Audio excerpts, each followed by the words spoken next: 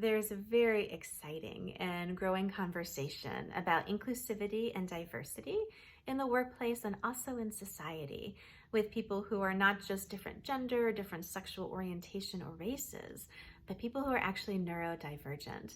Their brains tick a little bit differently. They see and process the world around them a little bit differently. I like to expand on this and actually include emotional divergence in this conversation as well. People who are typically looked at as having mental, emotional challenges are just a way of actually seeing the world differently, processing the emotions of the world differently, and being sensitive enough to see, to feel, and to connect deeper than other people are willing to go.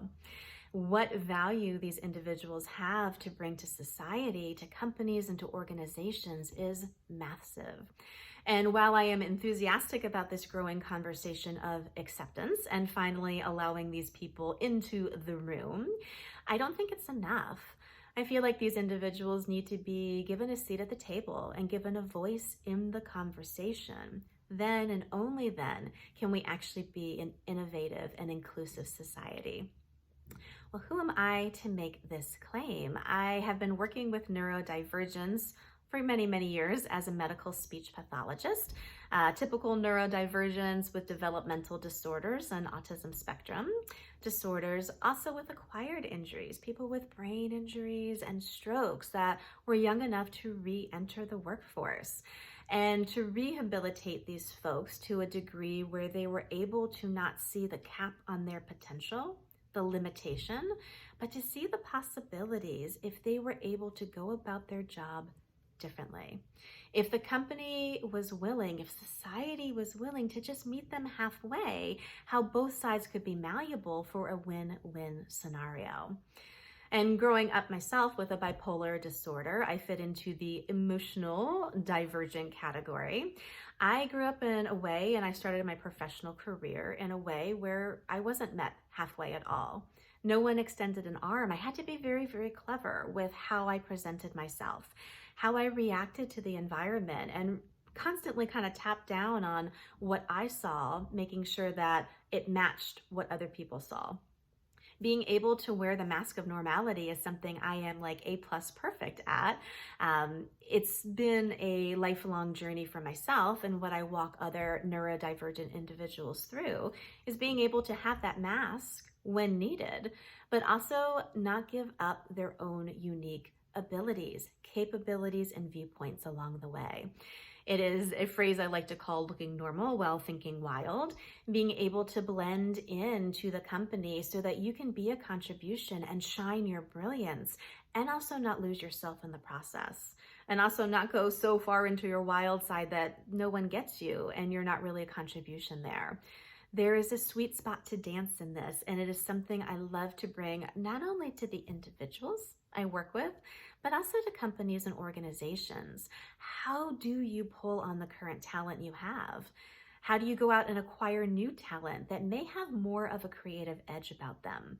They may be more innovative. They may be more forward thinking. They may be able to build deeper connections with your customer base because they see, feel, and think differently. It's an asset. It is not a liability. I know this from professional experience where not only was I able to succeed at my job, but I was able to thrive. I actually raised to managing the department.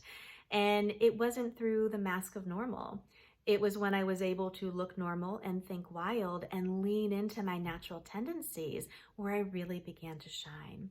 And the company benefited. And I understand the objections that come up when you think about changing your company structure or your systems to really blend in with these people. It's a short-sighted conversation to say no. It's a short-sighted thing to put profit over people or the status quo over innovation. It's not going to lead you into this next generation where people are becoming more diverse. And we're starting to recognize that we're all atypical in one way or the other. Imagine a company structure where everybody was able to shine.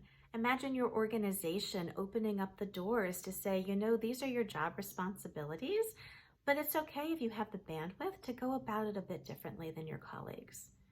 To actually give people a voice who see things differently, it may pop a new idea and innovation may take place. It is a conversation that I love to bring into the corporate environment, into organizations. So if you are someone who's more on the innovative edge and is looking at including not just your typical diversity conversation, but including neuro-emotional divergence and giving your team tools on how to deal with it. The individual who is divergent, how they can blend, but also how the coworkers can assist and how management can celebrate them and utilize those gifts for the company's benefit. I am more than happy to get on a call with you and see what I can contribute. There's a link down below. Go ahead and drop your information in, and I hope to chat with you soon and grow this conversation. There's a contribution here that is going untapped, and nothing I think hurts the society or the company more than having untapped potential. Let's change that. Talk to you soon.